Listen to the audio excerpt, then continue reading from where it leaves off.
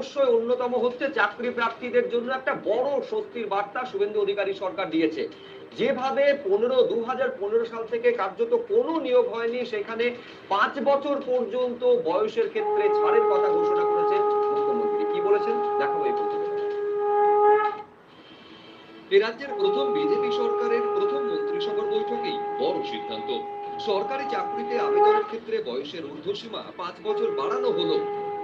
মাননীয় স্বরাষ্ট্র ও সমবায় মন্ত্রী অমিত শাহজি নির্বাচন প্রচারের রায়দিঘি থেকে বলেছিলেন যে 2015 সালের পরে পশ্চিমবঙ্গে কোনো রিক্রুটমেন্ট হয়নি, তাই প্রচুর শিক্ষিত যুবক যুবতীর বয়স চলে গেছে। 5 বছর এক্সটেনশন মানে আবেদনের বয়সের ঊর্ধ্বসীমা ক্যাবিনেট মঞ্জুর করলো।